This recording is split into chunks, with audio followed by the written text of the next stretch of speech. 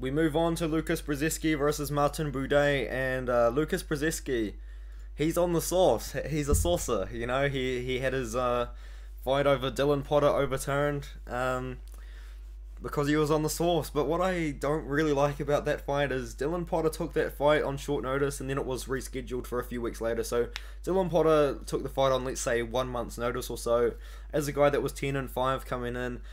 And it took Lukasz Brzeski 3 rounds to finish him, and he didn't look amazing. He didn't look as good on Dana White's Contender Series as he did on his regional scene, and it's probably because he was sourcing a lot more on the regional scene than he was on Dana White's Contender Series. But yeah, Brzeski's potentially a pretty good fighter, but he's pretty small for 265 as well. I know a few people picking Buday have been saying that Brzeski's a very small heavyweight, and he is. Buday is the same height, but he's a much bigger guy. You know, he weighed in at 264 pounds. He potentially even is cutting weight to make the 265 pound limit, and I picked him to beat Chris Barnett by decision. He won by technical decision, so that's a win in my books. But what Buday really does is he just clinches you. It's kind of all he does. He uses the clinch game. He throws a lot of knees. He does dirty box a little bit. He boxes a little bit in the short range. But what he mostly likes to do is he likes to clinch you and wear on you and really gas you out.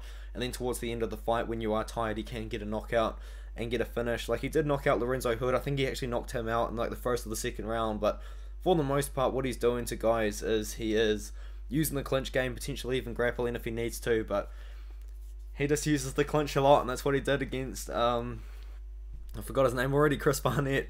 If you watch him fight Chris Barnett, that is how Buday fights. That's literally Buday's fighting blueprint. He uses the clinch, he closes the gap, and that's what he's going to do for Brzeski, a much smaller guy. He's probably not as strong as Buday either, so I think Buday's just going to outmuscle him in the clinch and we're on him, get a decision win, or maybe if Brzeski gasses out from all of the pressure Buday is putting on him, maybe he can get a finish there. But I'm going to be going with Buday decision again.